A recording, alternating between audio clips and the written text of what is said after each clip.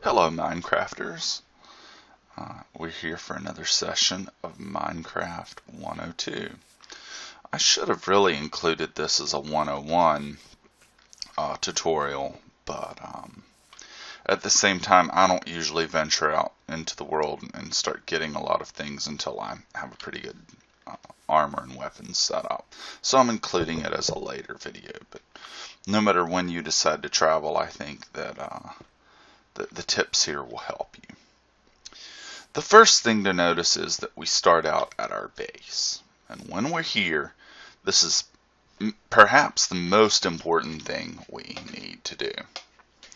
I'm going to hit the F3 key on my keyboard. Okay. This obviously applies to PC Minecraft, which is what I'm making these tutorials for. A number of things are here. You can see everything about from your graphics card to your CPU, your processor, all that sort of technical stuff. But if you look to the left side and you look at that second section, that middle section to the left, the one starting with X, Y, Z, see that? Both of those little lines, X, Y, Z, and block, both of those lines tell me where I'm at in the world. Those are my coordinates. As you can see, if I move back and forth, X is affected. X is your east-west coordinate. If I move back and forth the other way, I'm going north-south, that affects the Z coordinate. And that number in the middle, 66, if we go downstairs, notice that it is being affected. Of course, we're also moving forward down the stairs, so we're affecting the X coordinate at the same time. If we were to move down and diagonally, like this, we would affect all three coordinates at the same time. So, in other words, every block in this game, every place you stand has a unique coordinate. Coordinates can be negative or positive. You might think of the center of the world as being coordinate 0, 0, and then, maybe, what's half of 256? And that's sort of, I guess, 128. You might think of 0, 128, 0 as being the center of the world. That doesn't really matter. What is important is that these coordinates let me know where I'm at. If I'm playing on a multiplayer server and I'm trying to find a friend and maybe he or she has a project somewhere going on and they want me to find them, one easy way that they can do that is I can just ask them to give me their coordinates if we don't have some teleport ability set up in that server. So anyway, what I'm going to do, these are my base coordinates. Any of these coordinates will do. Anywhere where I'm in my base, I personally prefer to go to the entrance of my base, center on that, and just write down my coordinates. I'm just going to use that second line block. As you can see, that's negative 27. I'm going to write this down on a physical piece of paper. 66 and 141. I'm going to double check them. One mistake that people often make is they forget to put in the negative numbers. So it's easy to miss that and just write 27. Right, so you want to pay attention to that. Negative 27, 66, 141. I know where I'm at. And for now, really, we're basically at ground level. So the main two coordinates that we care about are the X and Z coordinates, negative 27 and 141. That tells me where my base is. And I'm going to write down base beside that. I can write down the coordinates of other things. Let's say that I find a flower garden biome and I want to use that later.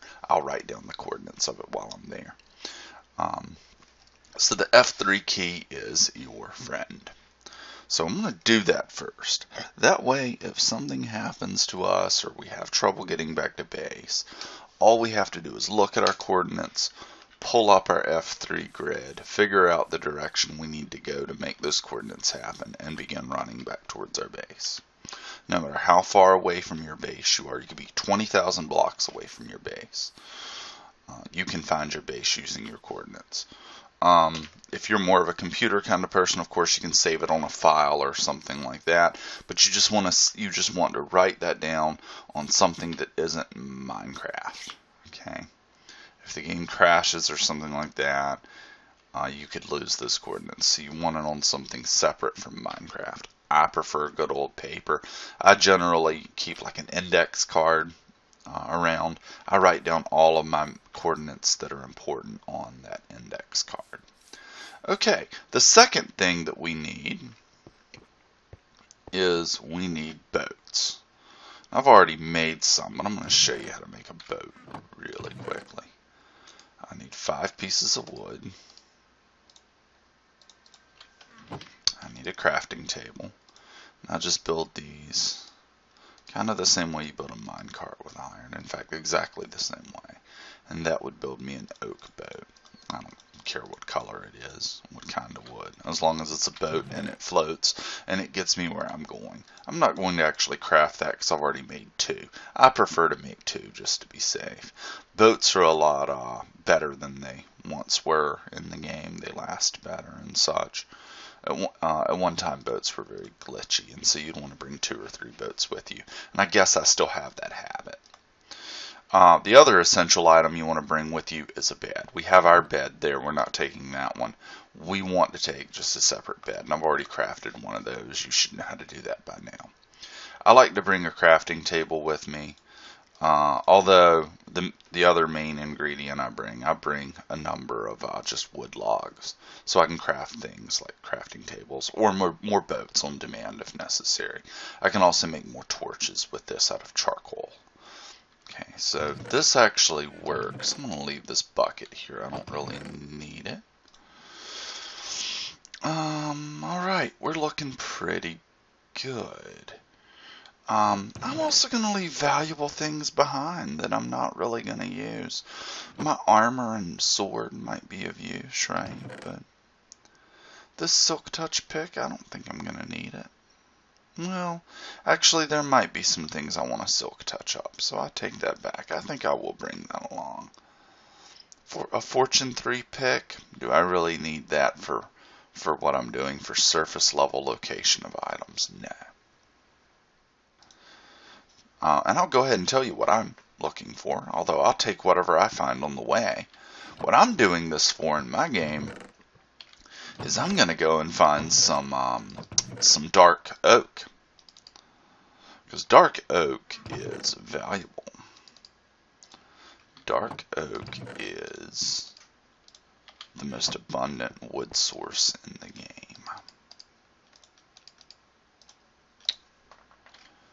And in fact, just before we set out, we'll obviously let the day pass, sleep in our bed before we set out. I have set up a dark oak tree farm. Everything's here, and I designate the places where I plant each tree. Now, a dark oak tree is different from regular oaks or other trees, because a dark oak tree you have to plant 4 of them adjacent to one another. Right, in a little square formation for that to form into one tree. So it does use more saplings, but the wood that it yields is incredible. And you'll get all those saplings back. And more. Generally speaking, it's safe to say that each tree will yield, on average, at least 4 saplings to replant it. Now, as you can see, looking at this, I have 1, 2, 3, 4. I have 12 trees I want to plant here in this farm. I can expand this later if I want, but this should do fine. So what I'm going to do is I'm looking for 12 times 4. I'm looking for a minimum of 48 saplings. You don't have to watch me gather that whole thing. Now the big question is, the $1 million question is, which direction should we go? If we can't see any dark oak in the distance, there's no way to know, right? Not really. I see spruce trees way over there. Obviously, we have rainforest trees there. that is an extreme hills biome. It's kind of blocking everything we need to see. I think what I'm gonna do, I see some trees over there. I'm guessing they're just regular oaks and maybe some spruce, but I'm not sure. But it looks the most promising. I right click the water with my boat to put the boat in the water, and then I right click the boat to get in the boat. Now we row our boat, and we are moving along. Use your strafe left and strafe right buttons. For me, that's my left and right arrow to control where you're going. And as you can see, over water travels fast, and it doesn't use up my hunger bar. At least I don't think it does. No. So this is actually a really efficient mode of travel. I'm not going to hit the squid. Now we've written down our coordinates. So again, let's turn around. You can see the base there, right? But eventually you won't be able to. Speaking of which, another thing we want to do when we travel, if your computer has the capabilities to do it, is you want to go to your options, go to your video settings. You want to set render distance to maximum. That's 32 chunks here. Alright. That will help you locate things. The farther out you can see, the better you are if you're looking for perspective things to work with. Alright. Now, we may not have gone in the best direction, but we took our best effort. Ooh, actually, we did. Look at that. Never done this, by the way. In this world, never ventured out this far, so we just got lucky. I used a little bit of probability, assuming that maybe dark oak might grow nearer to a regular oak forest. But other than that, it was luck is what it was. Alright, so I'm going to hop out of the boat by hitting the dismount button.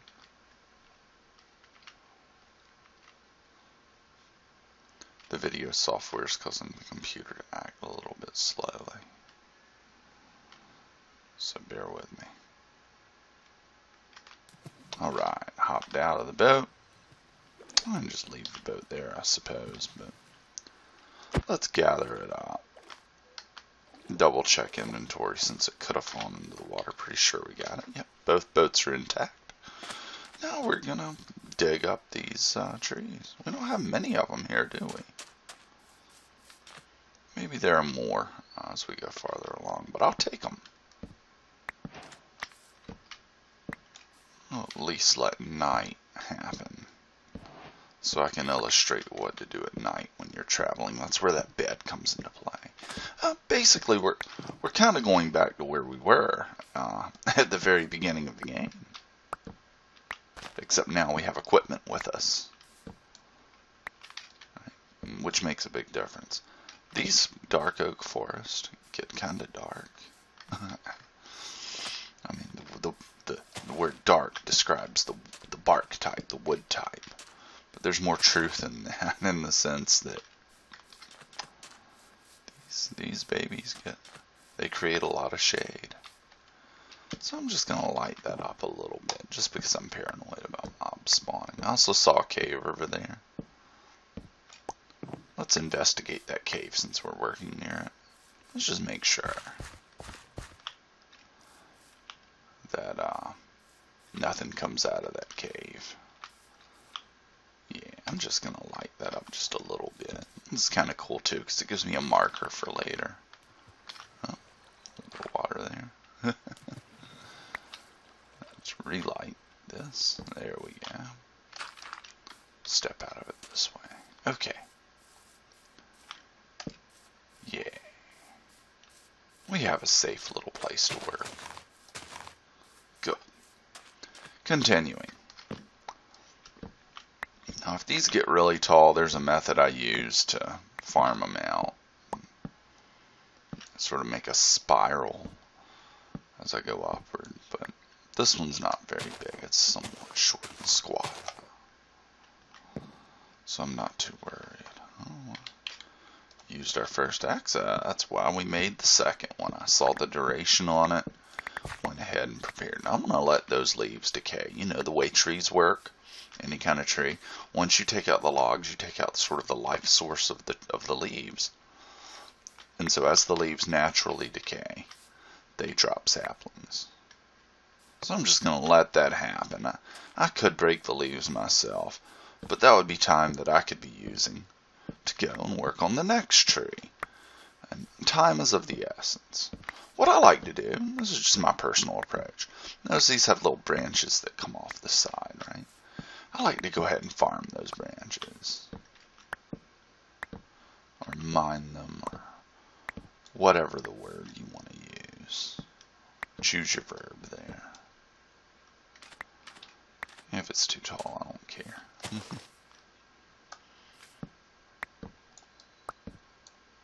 Maybe learning the things not to care about is also part of Minecraft. But I just like this to be a nice, clean operation from the start. I like the word clean and logical. Okay, so here's what we're going to do. I'm going to leave a step for myself, so I can just easily get up there and work. Use the tree itself as my scaffolding to work with. Okay, that should be it for this one. Oh, one approach is just, chop down everything you can see, and then just sort of keep an occasional eye on that tree as you move forward. If you notice that the leaves aren't decaying, then you know you left a log up there somewhere and you go back and find it and take it out. But there again, I don't want to waste a lot of time looking for a problem that may not be there. Okay. Alright. Again, this video is about traveling, but I found what I was looking for. I think I've illustrated all the points you really need to know about traveling. With coordinate grids and having a bed with you.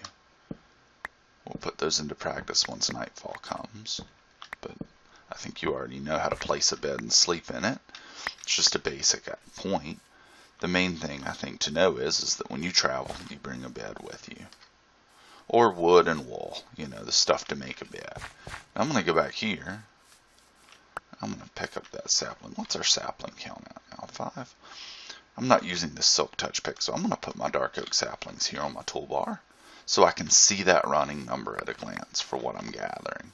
It's a good idea when you're gathering anything, is to just put what you're gathering in the toolbar so you can see the number. You can see your progress without having to go to the inventory screen. Just makes it a little easier. And I like easy. Okay, this one's a little bit involved. I think we got all the logs out of that. Now I'm going to smash those so that those logs can drop. I want to grab those logs.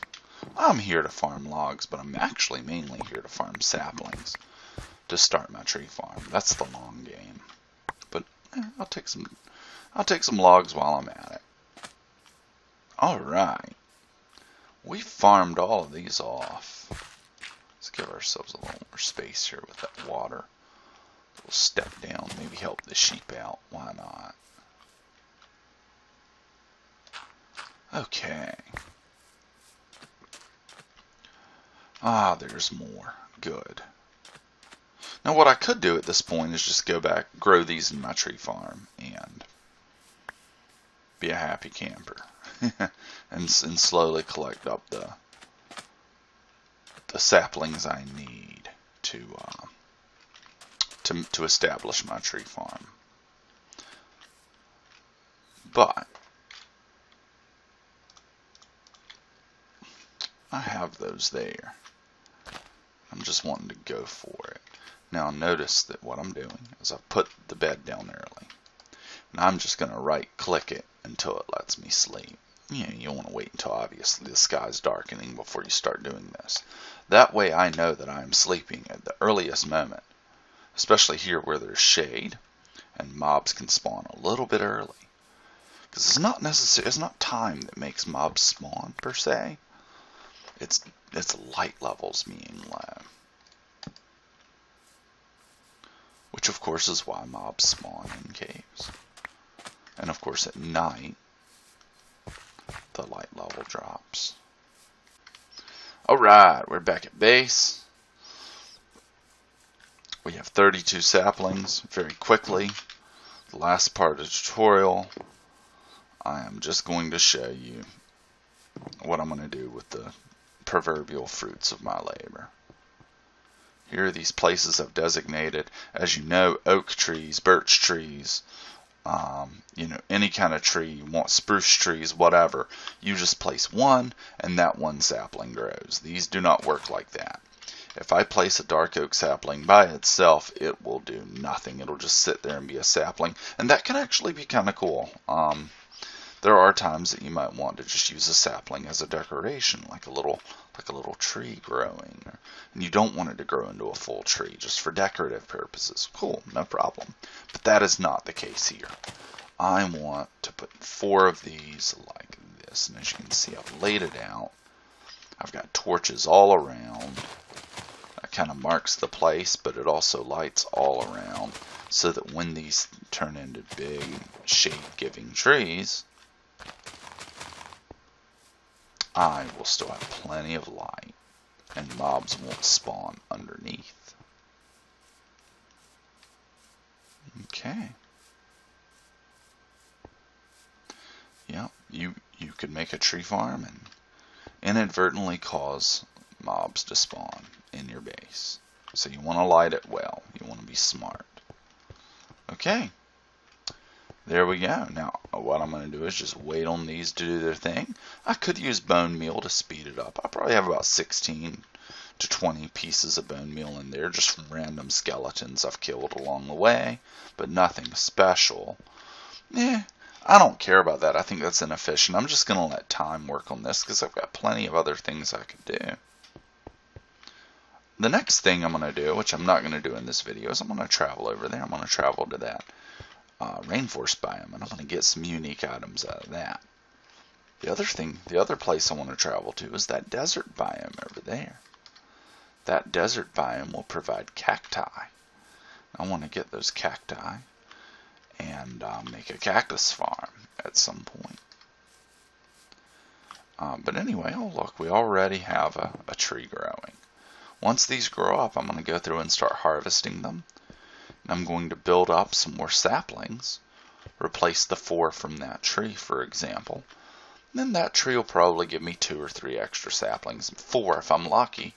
Then I can do another tree, and you give that enough time, I'll fill this up with dark oaks, and I will have a thriving tree farm. I think you've already noticed from me farming these up where we traveled, you can already see how much, what did we get, about 6, maybe 7 of those trees, and we didn't even take full advantage of those, right? Look at all that wood from like 6 trees. Look at all that. 1, 2, 3, 4, 5. Basically 6 stacks, right? 61, 64. 6 stacks minus 3 blocks. That's a lot. That's a lot of stacks to come out of just 5, 6 trees. I'm actually kind of surprised myself. Must have farmed more than 6 trees. Must have been 8 or 9 to get that many, but still, that's a lot. That's a lot of stacks. Right, now we have an abundant wood source. So just for basic wood, yeah, I want to make tree farms for all the different types of wood. But just for basic things like making sticks, making charcoal for torches, making boats, things like that, making chests, I want to use dark oak for that. Okay. So that's another essential base 2.0 thing. Let's have a good dark oak tree farm going, and we do. Alright, so this tutorial has actually covered 2 topics. dark oak tree farming and how to set one up, and traveling. I hope that this has been helpful for you, and in the meantime, I wish you the best in life, and I wish you the best in Minecrafting.